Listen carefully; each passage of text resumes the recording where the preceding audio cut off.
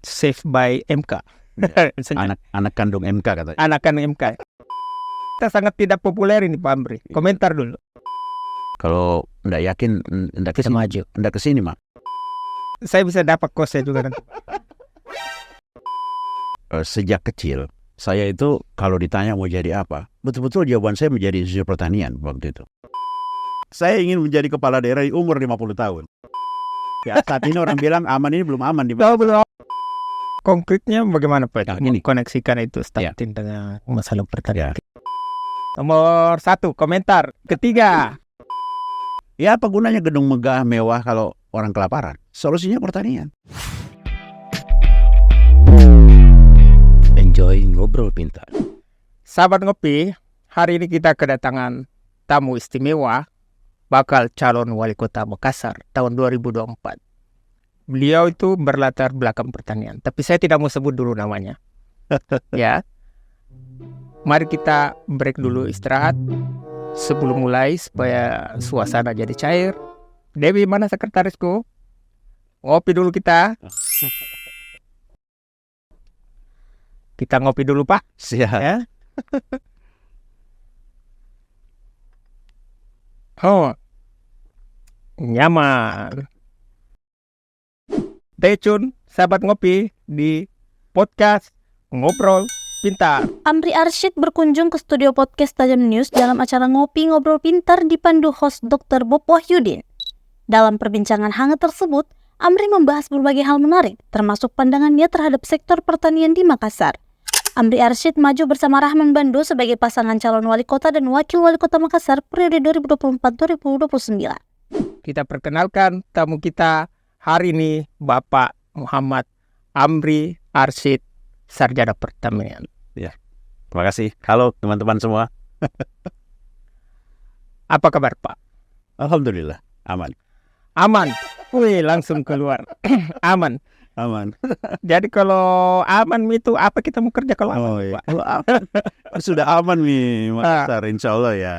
Tugasnya pemerintah to the next level. Ya, To the next sudah level. harus berkiprah lagi ke level yang lebih tinggi. Oke, sebelum kita mulai saya ingin mengambil quote dari sebagai prolog. Ada quote dari Bapak MS Swaminathan, ya. Bapak Green Revolution Green Revolution. dari India. If agriculture goes wrong, Yes. nothing else will have a chance to go right. Wow. Ya kan? Biasa. MS Swaminathan itu. Pertanyaan banget tuh. Jika pertanian itu Salah. larinya salah-salah, Salah urus. yang lain tidak beres juga. Pasti salah. Semua aspek tidak beres. Itu deep sekali itu Pak. Ya, anak pertanian betul itu. Nah, Pak Amri pasti tahu kan? Yes, yes. Sebagai latar belakang prolog kita, saya ingin menampilkan, karena kita ini podcast ngopi adalah podcast yang penuh data. Inilah tampilan dari, karena Bapak kan latar belakang pertanian nih. Ada Badan Pusat Statistik tahun 2023 di Kota Makassar. Inilah hasilnya, sensusnya 2023 baru-baru saja, bahwa ternyata pertanian perorangan di Makassar ini masih banyak padi ya. Majority. Ayam kampung, ubi, sapi potong, bandeng, apa semua itu. Ya, Kangkung, mungkin nanti Bapak bisa komen-komen sedikit tentang ini. ya. Kemudian ini hasil Laut ya. ini hasil dari studi dari Uni Eropa ini tahun 2021. Ternyata yang jadi terindikasi sangat rentan terhadap kerawanan pangan dan gizi di Makassar itu Kepulauan. adalah Kepulauan Sangkaran dan Tamalan Real. Khususnya kelurahannya itu Koding Areng, Barancati, Baralompo, dan Kapasak.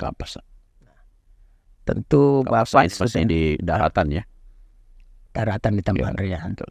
Tentu Bapak sudah aware tentang hal ini.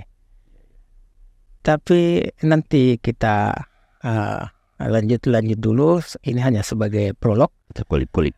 kulik-kulik dulu. Nah sekarang Satu lagi, karena kita ini sudah calon wali kota 2024. Saya sudah banyak membaca gara-gara apa? Gara-gara keputusan akhir-akhir ya, Ya, MK. Jadi saya lihat di wawancara itu paling, jadi termasuk kita tuh Last minute ya. last minute saved by MK. Misalnya, Anak kandung MK katanya. anak-anak MK. Coba kita lihat dulu ini, Pak. Iya, Kita tahu ini. iya. Kita tahu ini. Iya. Ini dari Sri, Iya, betul. Suara Rakyat Indonesia, 28 Agustus 2024. Oke. Sangat baru ini. Ya. Baru sekali. Saya sudah berusaha cari survei sebelumnya dan setelahnya belum ada. Oke. Kalau survei sebelumnya belum ada nama mata. Ya, betul. Belum ada nama mata. Jadi saya udah kasih masuk. Karena last minute ya. Survei setelahnya belum ada. Inilah yang survei Sri. Kira-kira sekitar ya 1,5 bulan terakhir ya. 1,5 bulan. Ya, betul.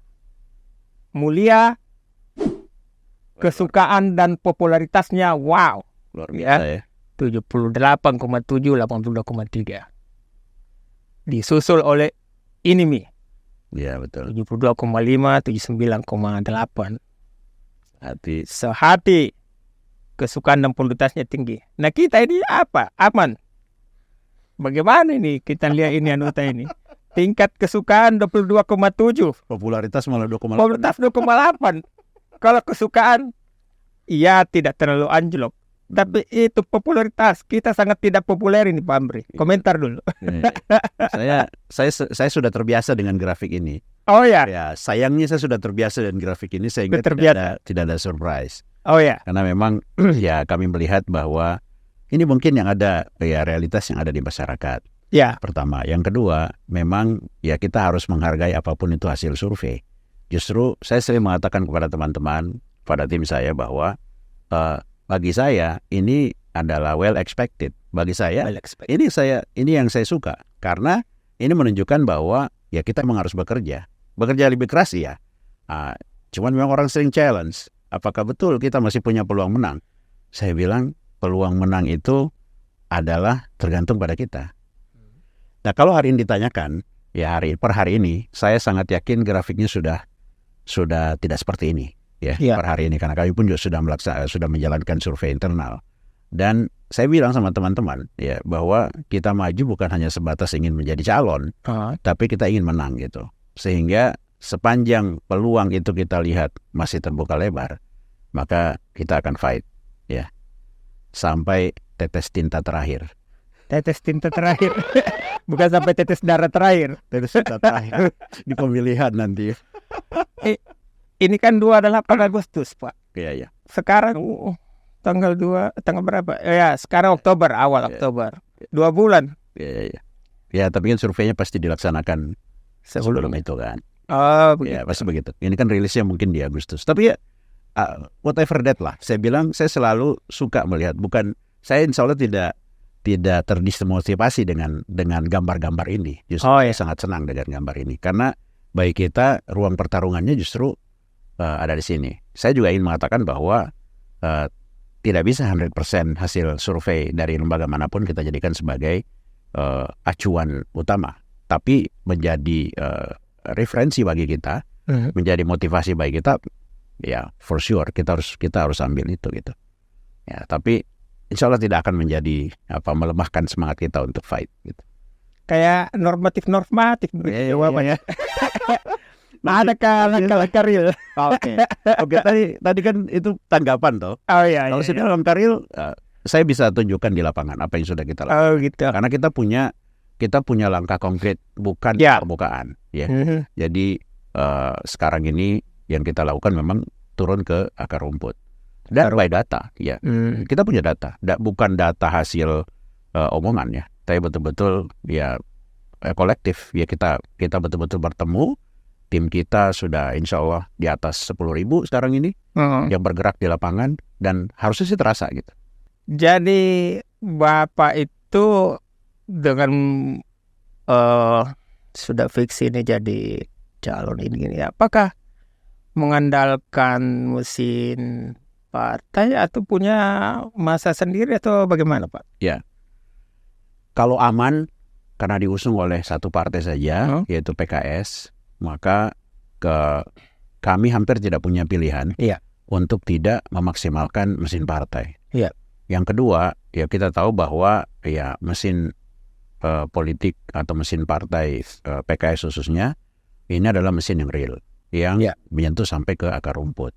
Modal kami adalah semua anggota legislatif DPRD Kota Makassar yang terpilih dari fraksi PKS itu adalah modal utama kita kalau kita bicara mesin partai.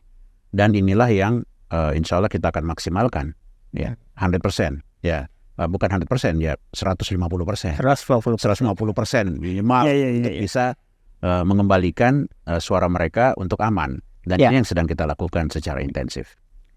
Jadi yakin Pak ya? Insya Allah yakin, insya Allah yakin. Oke. Kalau nggak yakin, nggak Kita maju. kesini mak. Sengaja saya mau tanya gitu, saya mau provokasi gitu. Iya. Ya, terima kasih Pak. Terima kasih Bung. Karena kan itu tadi sengaja saya bikin sendiri itu survei tadi Pak, saya bikin grafiknya. Oh, begitu ya? Kelihatan itu turun sekali kita. Tapi saya melihat seorang Pak Amri yang optimis. Iya. Alhamdulillah. Ya. Kalau saya lihat gerakan-gerakan Pak Amri kan saya sudah pelajari ini. Ada saya mau kasih lihat Ki. Apakah ini bagian dari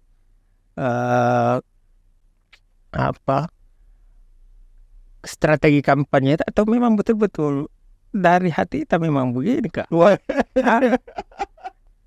Apa komentar tentang Ya. ini nih? Yang mana kita mau komentarin, tangannya apa, bajunya apa? Pertama kegiatan kan di salah satu Iya. kampanye kita ini. Ya, ini acara dengan milenial dan Gen Z. Tolong juga kameramen syuting itu anunya Pak Amri itu. Saya sangat senang melihat ini ya kan. Iya. Anime ini. Ini komen-komen dulu Pak. Iya. Jadi saya adalah tipe auditori, ya. Iya. Dari hasil penilaian karakter, dan itu sangat kuat sekali di saya. Bahwa ya tidak banyak, ya menurut organisasi yang melakukan survei ke saya itu tidak banyak orang Indonesia yang auditori. Istilahnya kupingnya lebar, mulutnya mau ketutup. Kebanyakan orang Indonesia itu adalah kinestetik, visual. Ya. Saya termasuk yang kuat di auditori. Sehingga yang keluar saya itu adalah orang yang suka mendengarkan orang lain. Ya. Jadi ini adalah hasil dari saya mendengarkan anak-anak muda. Ya, Anak baik muda. itu termasuk anak saya gitu. Oh. Jadi, oke. Anak saya itu adalah anak saya kebetulan satu kuliah di Jerman, satu kuliah di Turki, satu lagi baru masuk kuliah kemarin. Ya. Salah satu yang saya penasaran, ya, karena kita ini sudah termasuk kalangan inilah ya, bukan milenial lagi, adalah apa sih sebenarnya yang menarik bagi anak-anak milenial dan Gen Z? Surprisingly, saya mendapatkan informasi bahwa sebenarnya mereka tidak terlalu tertarik dengan politik. Tidak tertarik dengan politik. Terus saya bilang kalau kalian tidak tertarik dengan politik, terus apa yang menjadi pikiran kalian ke depan? Kalian adalah pemegang tongkat estafet kepemimpinan berikutnya. Suka nggak suka, tongkat itu akan jatuh ke tangan Anda gitu. Dia bilang, kata dia sama teman-temannya, dia bilang, iya betul. Tapi cara berpolitiknya orang sekarang yang kita nggak suka. Nah, terus jadi gimana? Kita ingin politik yang fun. Kita ingin anak muda itu ingin melihat kandidat itu tidak hanya bicara politik ansih, tapi coba untuk menarik kami dengan berdialog. Saya bilang caranya gimana? Ya dekatilah cara kebiasaan mereka segala macam. Asal satunya adalah untuk mendekati mereka, saya harus punya sesuatu yang bisa membangkitkan kepercayaan mereka bahwa saya bisa diajak berdialog. Karena ini yang paling sulit. Pada saat kita mendekat ke anak muda, kita ajak bicara dengan mungkin tampilan politikus yang luar biasa. Mereka sudah pasang barrier gitu. You are not my man, kata dia gitu. Makanya saya ingin tampil ini supaya saya bisa membuka ruang itu. Dan alhamdulillah, ya cukup baik. Ya paling tidak saya mendapatkan, Om, bisa nggak dibagi kaosnya? Oh bisa banget dong gitu kan. Paling tidak saya mendapatkan ruang itu untuk berdialog. Jadi, saya bisa dapat kaosnya juga nanti. Boleh dong. Tapi kita milenial kah? Saya baru 20 Pak. Bukan lebih sedikit, lebih banyak. Tapi oke, jadi bagian dari apa? Ya, Politik, saya bilang komunikasi strategi. politik ya, komunikasi politik. Political Politik. communication aja. Ya. Saya paham itu Pak. Saya Ya. kebetulan S2. Wah, luar biasa. Komunikasi juga baru selesai. Garamin laut ini. Gara-gara itu saya jadi tertarik ini komunikasi politik ini. Ya, Yes. tapi kita tahu itu apa yang kita pakai itu. Nama-namanya apa? Oh iya, luar biasa. Ini pertanyaan paling susah ini. Jadi saya jawab, saya bicara sama anak saya. Ya, satu, ya jujur aja, tidak semua pasti saya paham. Ya, tetapi paling tidak, ya ini juga salah satu strategi saya. Pada saat dan terbukti di satu pertemuan, ya satu anak muda, keren om posnya gitu. Waktu itu saya pakai salah satu karakter. Waktu itu saya pakai Dragon Ball. Waktu itu. Terus dia nanya, Goku keren itu, Goku, ya kan? Dia itu kayak gini. Dia sendiri yang bercerita gitu. Terus kemudian saya bilang, nggak sepenuhnya tahu loh itu. Dia bilang, nggak apa-apa, karena bagi kami adalah kalau kita sudah pakai itu berarti kan kita menghargai apa yang menjadi kebiasaan anak muda. Ya. Ayo kita bicara mengenai itu. Tapi saya bilang nggak cukup kalau kita hanya bicara mengenai anime saja. Kita harus tahu apa yang menjadi kelebihan atau karakter dari Goku yang bisa kita bawa untuk bangsa ini, untuk kota ini. Dia bilang sepakat, kata dia. Maka mengalirlah komunikasi itu. Itu yang saya harapkan sebenarnya. Karena anak muda kalau kita ajak bicara politik, itu luar biasa susahnya. They don't care about. Iya. Dari survei juga Gen Z itu berapa persen itu ya sekarang? 56. 56%. Gen Z Kalau dan bisa- milenial lah digabung. Dan milenial. Iya, iya. Kalau bisa mengambil hati itu lumayan itu ya. Exactly, betul. Ya, tapi saya bilang sama mereka, saya nggak pengen menjadi orang yang sekedar mengeksploitasi, memanfaatkan, nggak. Itu bukan target saya. Target saya betul-betul karena ingin menarik mereka untuk berpikir. Ya. Mereka punya pikiran politik. Ya. Karena suka nggak suka, tadi itu. Kalian adalah calon penerima tongkat estafet kepemimpinan. Kami semua akan lewat nih. Ya. Setelah itu 10 tahun, 20 tahun ke depan, ya Makassar akan mengalami bonus demografi. Itu bisa menjadi bencana demografi, bencana politik bagi kita. Ya. Kalau kita tidak mempersiapkan. Saya bilang sama mereka, tugas kami sekarang, siapapun yang jadi wali kota nanti, siapapun yang menjadi gubernur, adalah mempersiapkan landasan terbaik buat anak muda untuk bisa memegang tongkat estafet kepemimpinan, bos.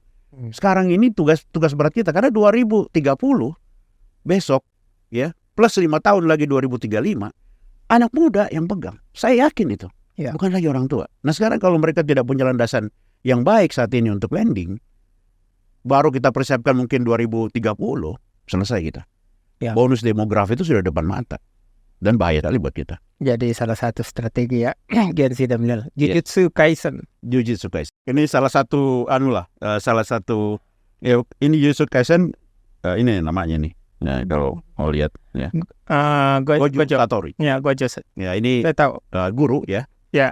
Dia salah satu guru yang punya karakter kuat sihir ya. Karena kan ini anime terkait dengan sihir. Jujutsu. Jadi karakter yang saya ambil dari orang ini adalah karakter pejuangnya. Pejuang. Jadi pejuang. Jadi mampu memanfaatkan lingkungan sekitarnya untuk menjadi sumber kekuatan bagi dia. Ya. Dan itu saya banget gitu. Makanya ini adalah kaos anime pertama yang saya pakai waktu saya tampil nyanyi di Cafe Agung waktu itu. Saya sempat manggung juga waktu itu.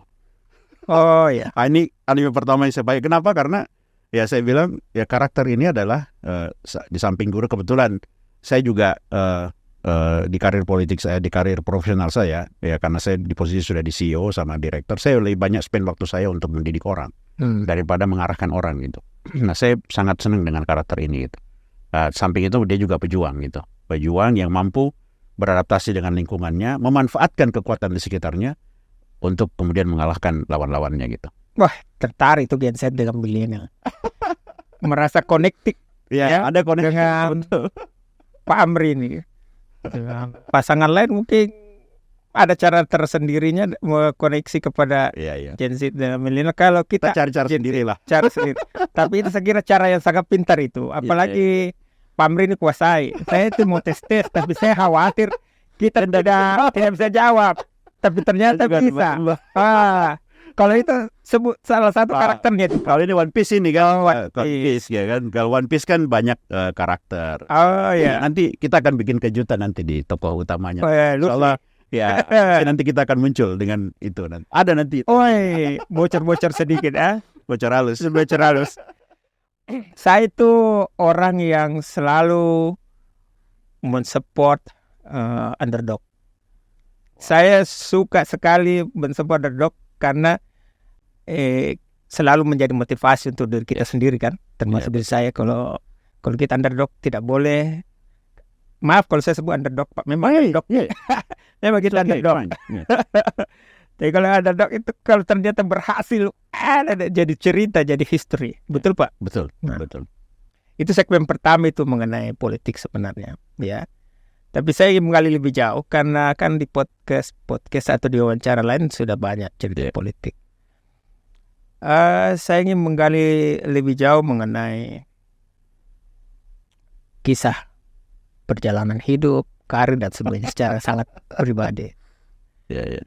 Saya sudah baca itu kita punya karir yang moncer di dunia pertanian, sarjana di IPB. IPB. Tunggu dulu. Sebelumnya maaf saya lupa. Selama ulang tahun September ya. Oh iya, Kemarin. 22 September kemarin. Ulang tahun ya. Berarti ulang tahun ke-20 berapa nih, Pak? 23. 23. Oh, 20 tahun yang lalu lah. ulang tahun, Pak ya. Makasih, Pak. Sudah hampir belum 1 bulan. Ya. Sarjana pertanian di IPB, bukan kaleng-kaleng itu IPB. Tidak ibu saya itu, Ibu almarhumah Ibu Sejrandi Rusna itu sarjana pertanian IPB juga, Masya Allah. hortikultura. Jadi kita sudah connected ini. Berarti adalah ya. Ada banyak koneksi kita, Pak. Bapakku orang Suli, Pak. Wih, sudah selesai. Almarhum Pak Amirullah, orang Suli. Insya Allah. Suli kampungnya di mana tepatnya? Jangan-jangan satu kampus, jangan-jangan keluarga betul ini. Saya Nah, itu. Iya. Jadi kita sudah connected ini, Pak. Tenang Mas saya di sini. Oh, tenang begini. Karena kan saya akan banyak mengulas masalah pertanian ke kita ini. Tapi sebelumnya Bapak bisa uraikan bagaimana dulu itu masa kecil sampai kita pergi sekolah jauh-jauh itu bagaimana ceritanya itu?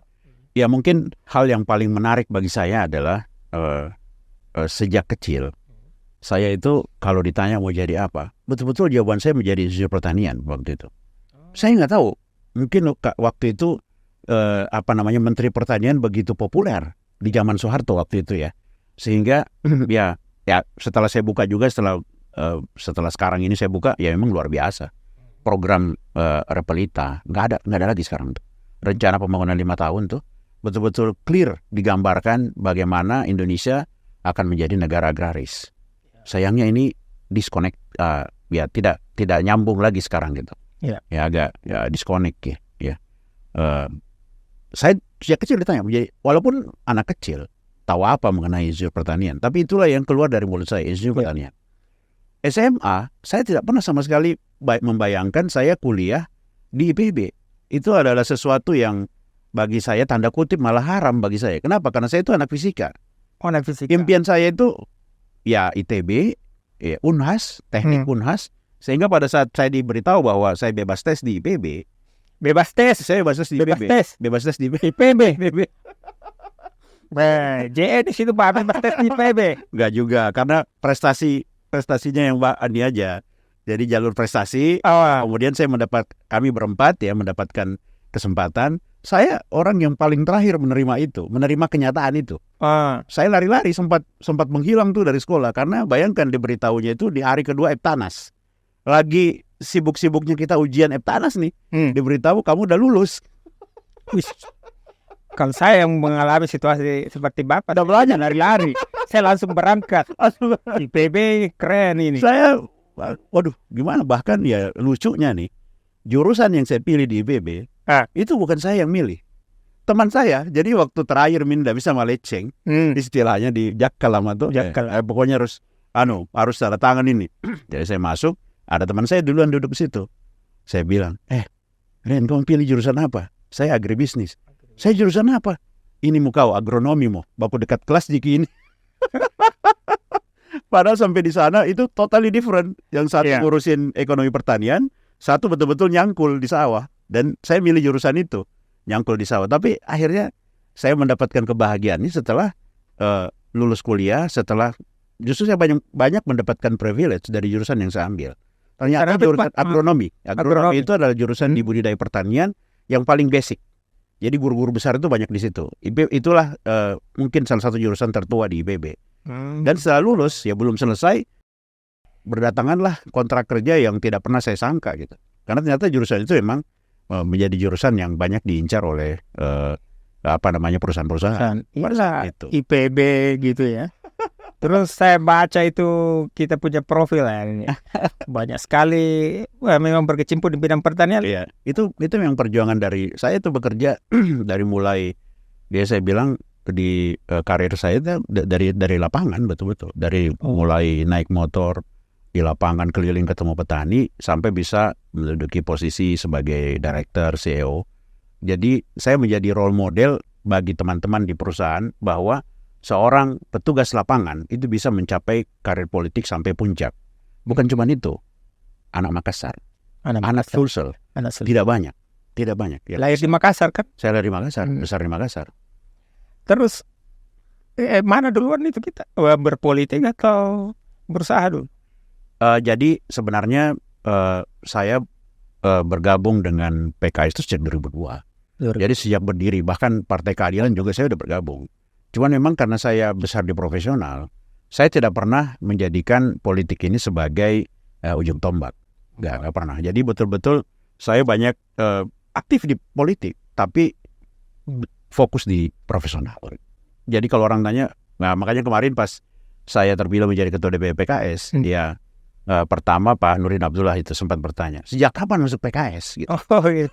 Jadi beliau waktu itu masih gubernur waktu itu, dan saya cukup akrab waktu itu berkomunikasi hampir setiap hari gitu sama beliau. Kaget gitu.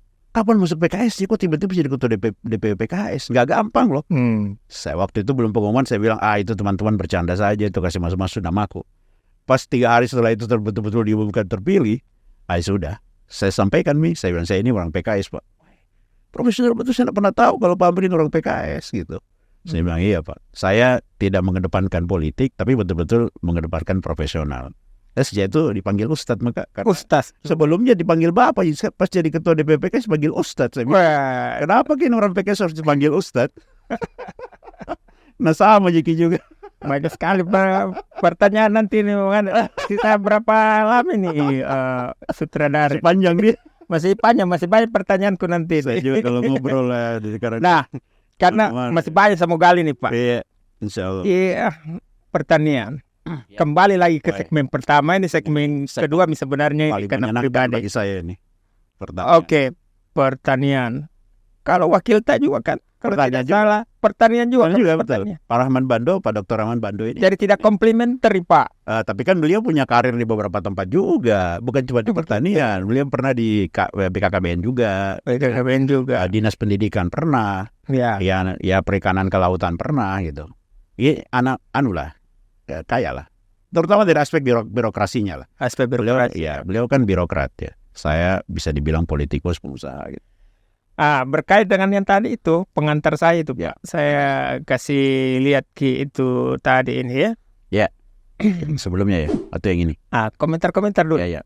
Kalau yang mungkin kalau nggak salah, saya tertarik sekali tadi itu yang disampaikan di awal ya, quotes-nya itu bahwa if agriculture goes wrong, everything will not make it happen lah, istilahnya kayak gitu. Saya sepakat dengan itu, bahwa kenapa pertanian adalah kebutuhan dasar kita. Iya. Jadi sebenarnya orang bicara masalah UMKM lah, bicara masalah bisnis, at the end orang bicara masalah perut. Bagaimana istilah-istilahnya isu global pun juga mau bicara masalah minyak, segala energi, oke, salah satunya. Tapi orang bicara kemana-mana pun juga mau senjata apa segala macam, ujungnya adalah food crisis. Saya sering bilang gitu, sebuah negara itu jauh lebih berbahaya kalau dia food crisis dibandingkan dengan krisis senjata. Nggak ada artinya krisis senjata kalau food crisis ini terjadi di sebuah negara. Dan food crisis ini kuncinya adalah pertanian. Ini salah satu contoh. Jadi graf table ini ya. Ini hanya saya bilang bisa jadi bola salju nih. Maaf kalau saya potong, Iya. Ki. Karena kita ini kan bakal calon wali kota Makassar. Iya. Itu kan teoritis. Ini Iya. sekarang ada nama ini. Kodingarem, Barang Iya, Candi, Barang Lompo, Kapas. Apa kita mau bikin? Justru inilah masalah terbesar di kota Makassar. Makassar itu kebutuhan berasnya, kalau kita bicara beras ya, tidak kurang dari 52.000 ton per tahun.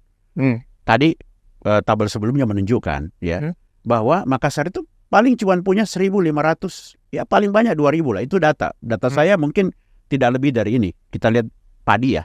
Ini berarti kan beras, kita bicara beras. Ya mungkin anggaplah 1.500 atau 2.000 hektar lah. 2.000 hektar cuma equal dengan 10.000 ton. Kebutuhan kita 52.000. Sudah pasti Makassar ini membutuhkan penyanggah dari luar. Buffer ya. Buffer. Sekarang beras kita dari mana? Nggak mungkin dari Makassar. Nggak mungkin. Nggak mungkin. Pasti dari tempat lain. Bahkan saya bilang, sering bicara sama masyarakat bahwa bisa jadi beras yang kita makan di piring kita itu orang Vietnam yang tanam, orang Thailand yang tanam. Karena Maros Pangkep pun juga kadang-kadang dia kirim nggak ke Makassar, dia kirim ke Jakarta. Karena Jakarta jauh lebih membutuhkan dengan lebih tidak ada lagi lahan sawahnya di sana. Konkretnya bagaimana? Konkretnya begini, yang kita harus lakukan, saya sebagai orang pertanian, nggak bisa lagi Makassar ini stand alone, nggak bisa. Untuk masalah supply, kita harus bicara dengan kabupaten yang ada di sekitarnya yang punya lahan sawah. Yang kedua, Makassar untuk bisa ya memenuhi kebutuhan pangannya, pertama harus memaksimalkan potensi pengolahan hasil pangannya. Karena di Makassar peluang untuk membangun industri pangan itu ada di Makassar. Jadi mungkin sederhana. Hal yang paling sederhana adalah coba Makassar sediakan rice milling di Makassar. Rice milling.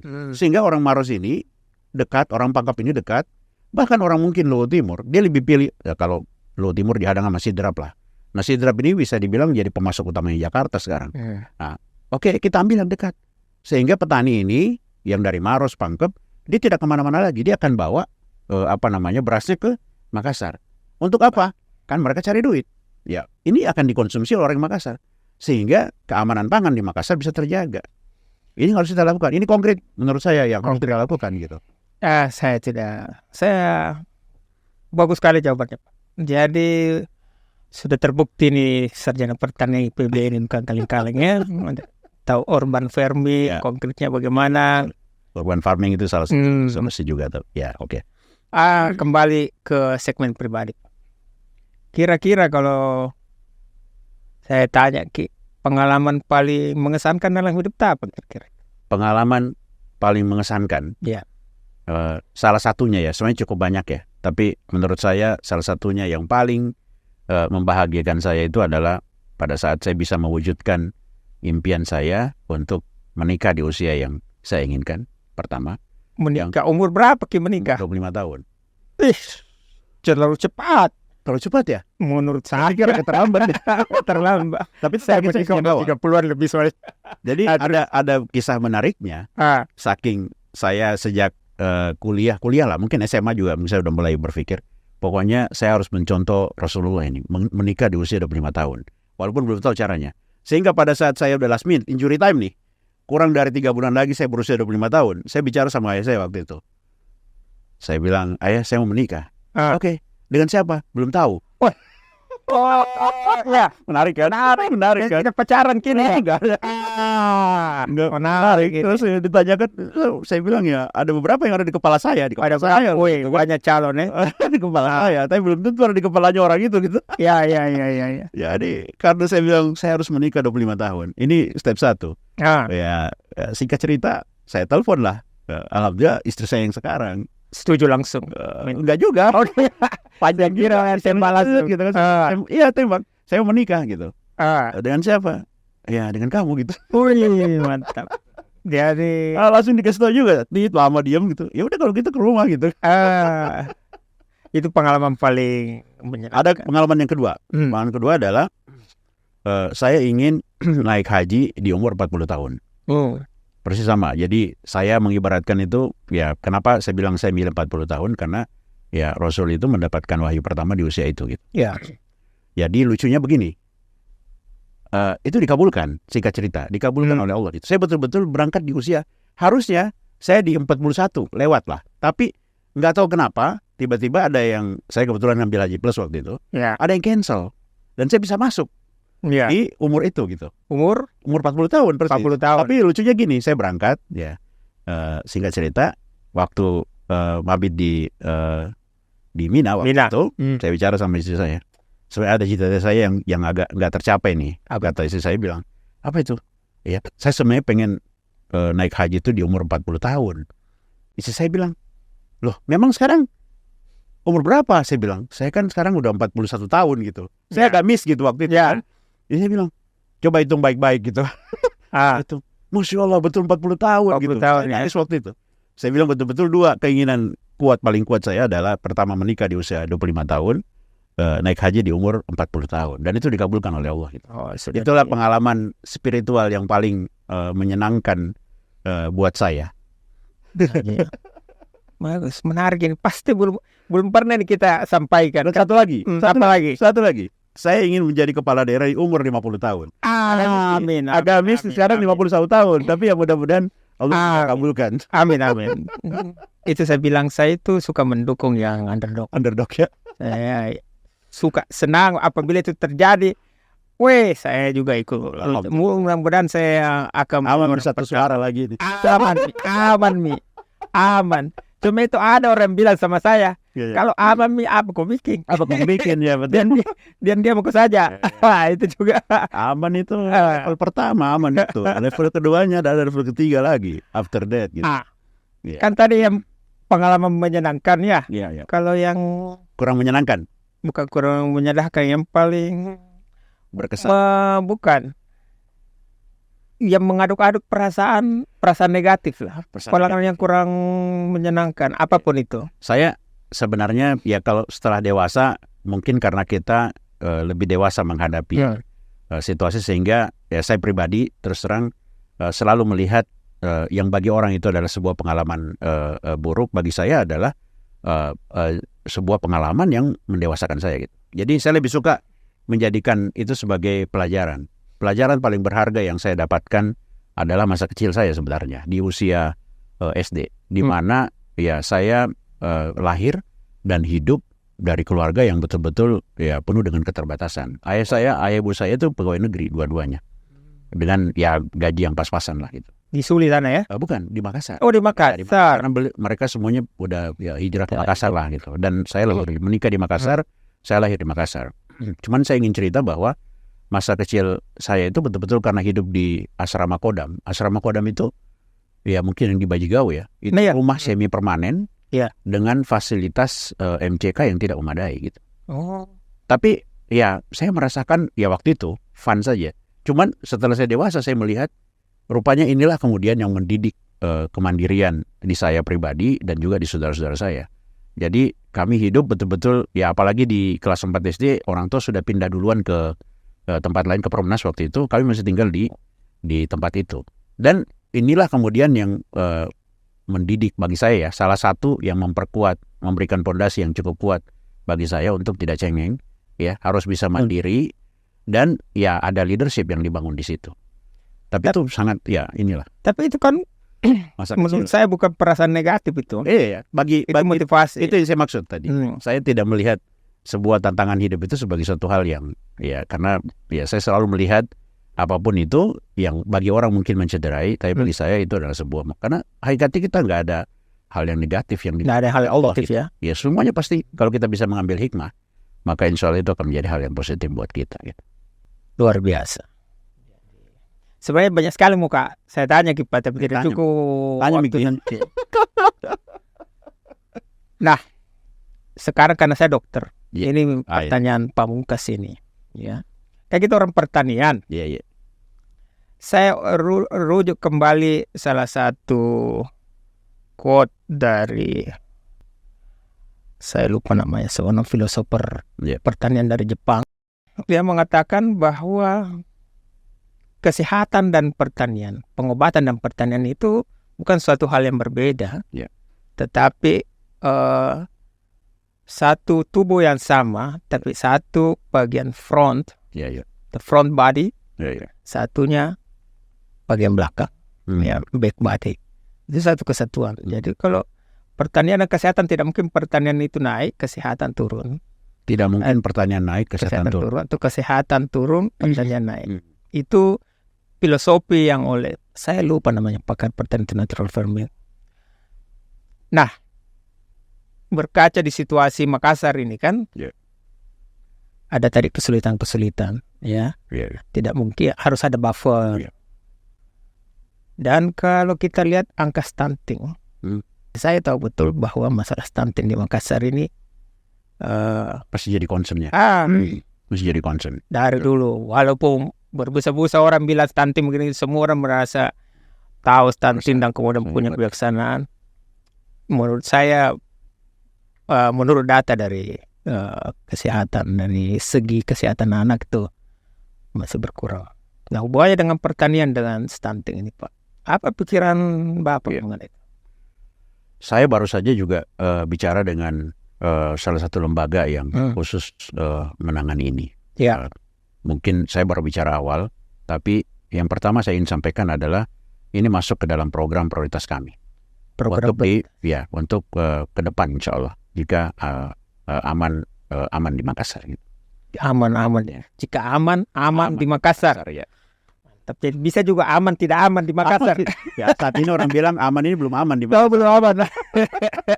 Kalau kita bisa amankan aman di Makassar, ini menjadi salah satu program prioritas. Saya ingin mengatakan gini, kalau kita kaitkan dengan dunia pertanian dan dunia kesehatan secara umum, ya Nabi kita mengatakan bahwa sumber penyakit itu makanan. Jadi makanan bukan berarti bahwa kekurangan makanan itu adalah disaster. Mungkin iya dari sisi kuantitas. Tapi yang jadi concern sebenarnya adalah tadi pertanian dan makanan kesehatan. Ini adalah how we treat our food. Ya, jadi food ini kaitannya dengan budidaya. Sekarang ini kita tidak bisa pungkiri bahwa dengan luasan areal pertanian yang semakin berkurang, orang berfokus pada produktivitas, menaikkan produktivitas, kuantitas ya, untuk mengejar kecukupan pangan. Sayangnya ya, pengejaran kecukupan pangan ini dibarengi dengan tadi injeksi bahan kimia yang luar biasa saat ini, ya. Baik itu pestisida, ya, pupuk anorganik, ya, sampai kepada bagaimana mematangkan ini dengan menggunakan kimia gitu. Ini salah satu aspek yang menurut saya, makanya kalau yang bicara tadi orang natural farming, saya bisa pahami, saya bisa maklumi, karena pasti dia akan mengarah ke situ. Bahwa saat ini orang digenjot untuk menaikkan produktivitas, tapi dengan cara tadi, ya gunakan pupuk, ya karena kalau pupuk organik mungkin dia lebih kepada slow respon, butuh waktu untuk kemudian bisa mendapatkan manfaat dari situ jangka panjang. Tapi kalau kimia semuanya serba instan. Nah, ini kata-kata instan inilah yang kemudian akan berkaitan dengan kesehatan pastinya. Terus konkretnya bagaimana Pak? Ini koneksikan itu stunting dengan masalah pertanian. Ya, jadi pertama tentu stunting kan di samping kuantitas keseimbangan gizi pastinya. Kalau kita bicara keseimbangan gizi, maka sudah betul kita harus kemudian mengembalikan keseimbangan gizi bukan hanya pada saat anak lahir, tapi sebelum lahir, karena kan itu pasti potensinya muncul pada saat anak-anak masih dalam kandungan, ya. Ibunya apa yang dikonsumsi oleh orang tuanya itulah yang akan mempengaruhi kemudian bagaimana kesehatan dia setelah dilahirkan. Nah, ditambah lagi dengan asupan gizi yang diterima. Menurut saya, ya, keseimbangan inilah yang harus kita perhatikan kembali, bukan hanya kuantitas. Tetapi bagi Makassar, bagi saya, ya kalau saya bicara dengan teman-teman, ini masih majority bicara masalah kuantitas makanan. Ya, memang ada banyak sekali concern di situ. Setelah itu baru kita bicara masalah keseimbangan. Jadi harus yang dijaga harus kuantitasnya. Kuantitas dulu, terutama bagi anak-anak yang mendapatkan masalah di stunting. Iya Pak, sayang sekali waktu kita ini sangat terbatas. Berapa kali dikode kayaknya? Dikode nih. Jadi saya harusnya itu sudah berapa menit itu kita harus sudah selesai, tapi karena menarik ya apa boleh buat dipanjang-panjangkan nanti diedit. Nah sekarang masuk ke segmen cepat, kuis cepat. Wih, nah kalau dalam hal ini Ada dua sebenarnya. Satu mengenai tebak-tebakan. Ya. Tebak-tebakan. Sebenarnya belum masuk kuis ini. Tapi sebelum masuk kuis, saya harus kasih lihat dulu ini sebelum masuk kuis. Kita bisa tebak ini. Iya, saya tahu persis. Ini soulmate saya ini. Begitu kita lihat betul tidak. Kalau salah ayo dilihat semua itu orang Makassar bilang salah. Nggak bisa dibohongi mataku. Oh, nggak bisa dibohongi mata. 25 tahun lebih kita menikah. Betul. Soulmate ini. Tepuk tangan dulu, betul. Satu komen. Ini padahal foto baru ini. Foto Saya baru. cuma lihat 2 kali perasaan saya. Oh iya. Lihat tadi langsung dikasih lihat ya, karena pernah lihat ya. Jadi Bocor kita ada itu kelihatan. Apa? Satu komen. Ya. Satu kata. Ya. Apa itu? Istri yang sabar. Istri sabar 3 kata itu Pak. Sabar Tapi- kupale. Oh. Oke, kita masuk ke kuis cepat ya. Wah. Nomor 1 komentar. Nomor 1. 5 maksimal 5 kata. Oke. Adik kelasku. Ada kelas. Yang 2. Yang kedua ya muda, berani, dan insya Allah baik untuk Makassar. Wah, mantap sekali. Positif semua. Yang ketiga. Yang ketiga ya beliau adalah ya orang tua ya Ya, yang mengayomi sekaligus teman yang baik. mengayomi sekaligus teman yang baik. Oh, kita teman Kika? Ya satu alma mater juga Oh, satu alma mater. Di di SMA. SMA 1. Ya. Oh, SMA 1 beliau ya. Karena saya dengar beliau SMA 2 bukan? SMA 2. Oh, nggak tahu. Ya. Ya, yang jelas kami interaksi cukup intens lah beberapa ya bulan terakhir gitu. Ya, di Keibuannya semua, luar biasa. semua positif ya. Tidak ada yang negatif buat mereka ya. Orang baik semua. Orang baik. Sekarang pertanyaan cepat. Tapi kita tidak boleh berpikir. Oh gitu ya. Nanti kalau berpikir keluar lagi ilmu politik tak. Yes. Ya cari jawaban yang jawaban yang kira-kira bagus untuk dia. Oke. Pertanyaan pertama. Saat Pak Amri bekerja, Ya. apakah Anda lebih produktif di mana? Di kantor. Belum. Ada dua gitu. pilihan. Oke. Oh, saya kira nggak ada pilihan. Di lingkungan yang tenang dan sepi, Oke. atau di tengah kesibukan dan dinamika. Di tengah kesibukan dan dinamika. Kenapa? Oh, ini panjang ini kalau Iya. oh berarti nggak apa-apa ya. Kenapa? Saya kira jawaban singkat. Ya. Apa? Karena saya adalah tadi auditori. Saya senang mendengarkan masukan. Saya senang melihat orang bekerja, memotivasi saya. Dan yang paling penting adalah saya senang menyerap tadi ide, ya, masukan dari orang-orang. Ya. Sehingga saya butuh orang lain. Saya nggak bisa bekerja sendiri. Jadi harus di tengah Yes. suasana yang penuh dinamika ya. Yes. Jadi kalau kita duduk menyendiri tengah malam tidak produktif ya. Lebih tidur barangkali. Ya, saya komunikasi sama Tuhan daripada. Iya. Pak Ustaz. Ya. Sudah lewat sekali ini waktunya. Tapi harus kasih selesai. Ya. Pertanyaan kedua. Ya. Lebih menantang menurut Pak Amri ini apakah? Ada dua ya. Ya. Jawab cepat. Memimpin sektor bisnis agrikultur atau memimpin sebagai politisi? Agriculture. Wow. Saya salah duga. Saya pikir kita akan jawab itu memimpin sebagai politik. Politik itu instrumen. Oh gitu. Agriculture itu adalah dasar. Kalau dua pilihan ini, ya, dan saya pasti agriculture. Saya keliling dunia. Ini akan menjadi challenge terbesar dunia, bukan cuma Indonesia, tapi dunia. Makanya, ya, saya berpikir ini harus dikembalikan. Ya, apa gunanya gedung megah mewah kalau orang kelaparan? Dan ini terjadi di negara lain sekarang. Kelaparan, food crisis, solusinya pertanian.